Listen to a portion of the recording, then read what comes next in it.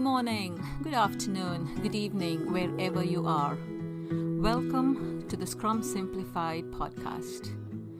Imagine a place where we tackle the myths that have been surrounding Agile and Scrum and dive deep into the often overlooked and lesser known corners of Scrum. I'm your host, Chandani Patterson, and I am thrilled to embark on this adventure with you. I have been where you are, and I know the joys, the frustrations, and the aha moments that come with working within the Scrum framework.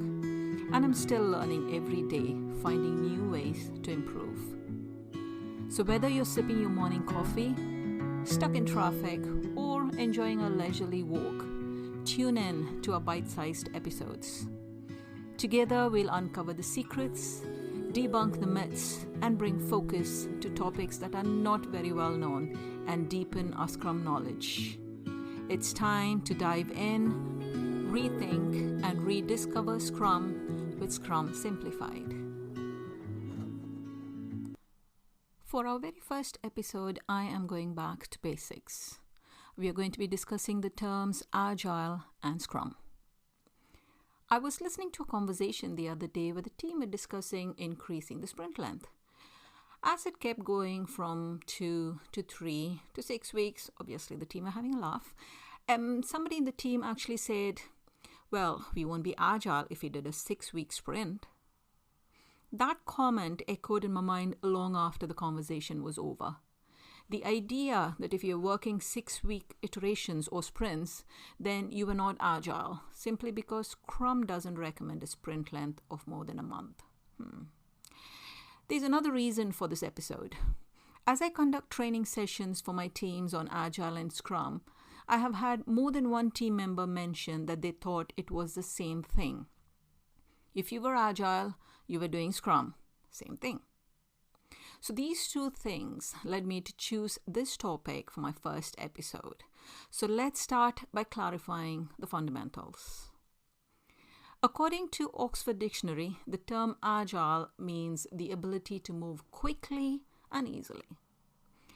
Agile is a philosophy, a mindset, a way of working that emphasizes flexibility, collaboration, and continuous improvement. It is guided by a set of 4 values and 12 principles. Now, when used as a project management approach, it supports an iterative, incremental approach that helps teams deliver value to customers early and often.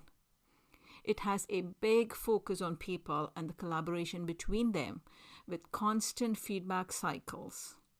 It also emphasizes products over projects. So what do all these terms mean? Iterative means we use short, repeated development cycles. Incremental means that we add to what was created previously, making a sum of all previously created outputs.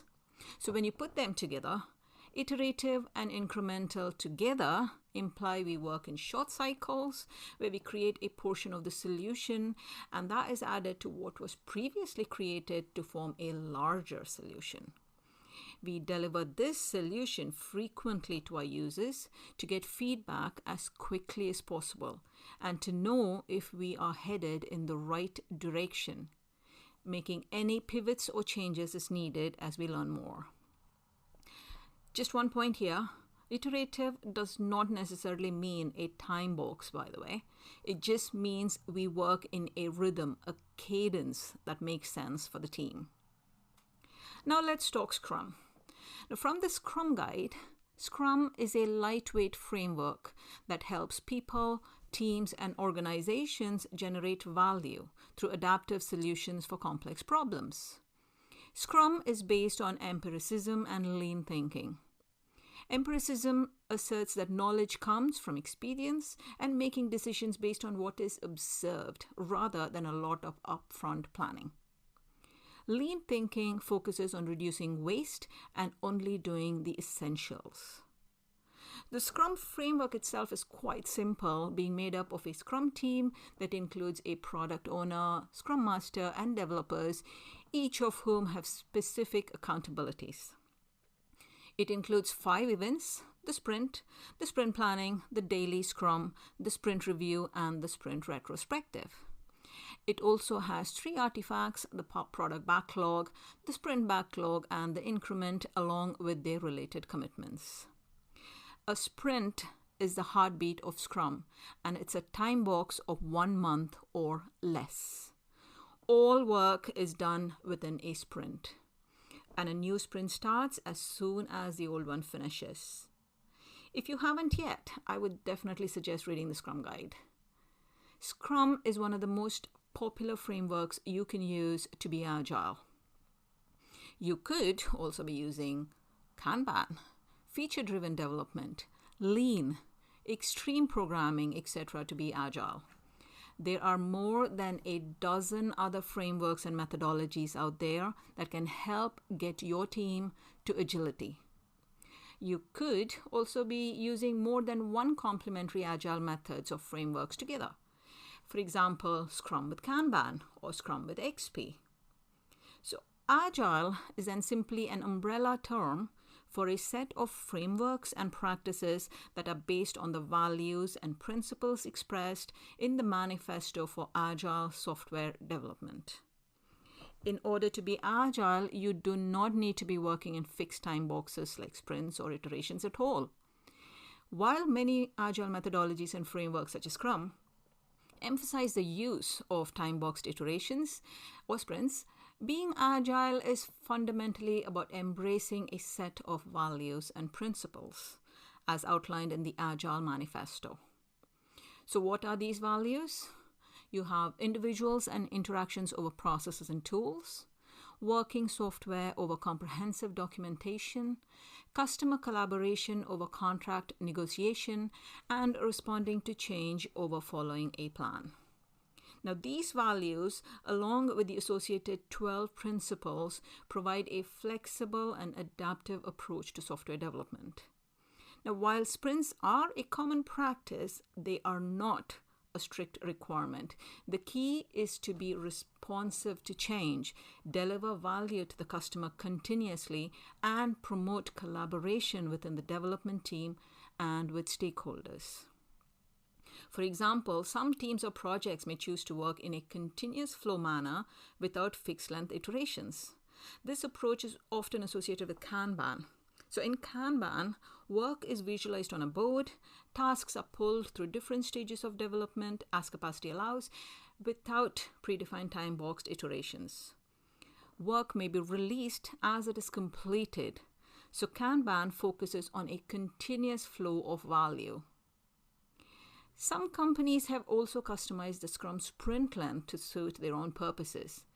And these companies may have more than a 4-week sprint. For example, Spotify, Basecamp, to name a few. Now, these companies are agile.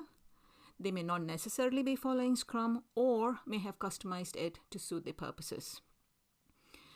So ultimately, the choice of whether to implement Scrum or Kanban or any other agile frameworks or methodologies, as well as the choice of whether to work in sprints or in a continuous flow manner, depends on the specific needs and characteristics of the project, the team, and the organization.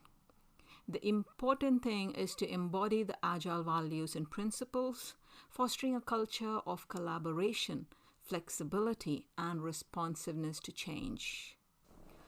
I'm going to leave you with one thought. There are many ways to become agile, and Scrum is just one of them.